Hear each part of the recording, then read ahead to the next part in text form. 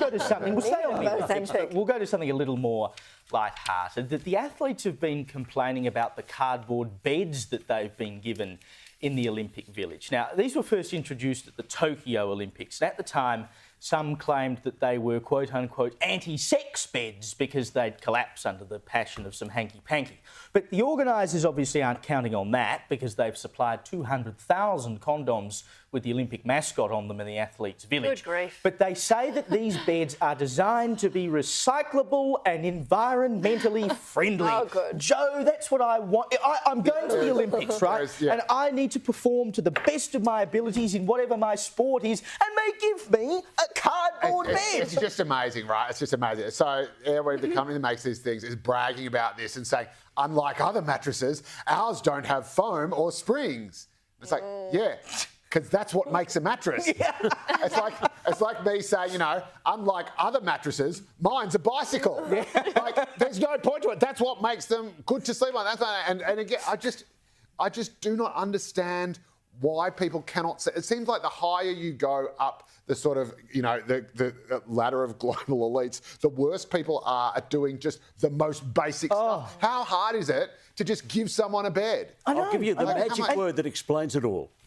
Bureaucrats. Yeah. When bureaucrats make decisions, they end up like this, Joe. I mean, all they had to do was to watch Foxtel, because there's one. I'm not getting any money for this, but there is one of our telemarketing people that advertised the super sleeper, and they needed to buy super sleepers to put on top of the cardboard.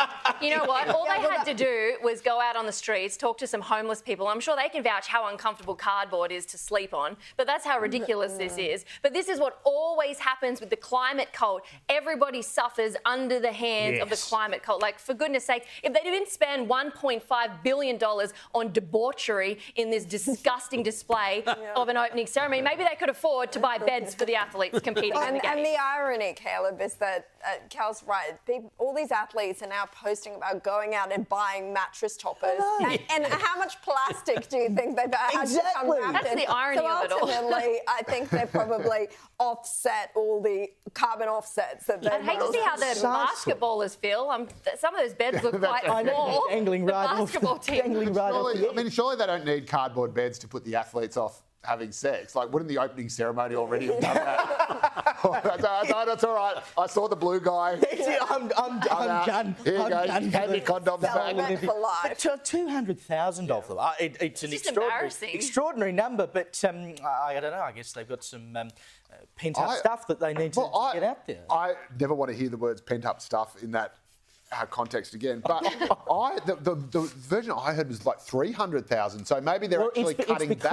It's because there's 200,000 condoms. Then they've got a portion of female dental condoms, dams. And then they have dental dams, which is for two women. What a time to be alive. You know, like, what a time to be alive, where we live in a world where people are that disgusting that we need to even incorporate. Like, I just find it repulsive and embarrassing that this is even a thing. I can't believe we're talking about this. If you put thousands of hot athletic young people together, they are going to have sex. Handing out contraception to people. But if you want to, we know that the fertility rates are in the toilet through most of the Western world. If you want to fix that, just don't supply them in the Olympic Village. Get married. We'll have an Olympic baby boom.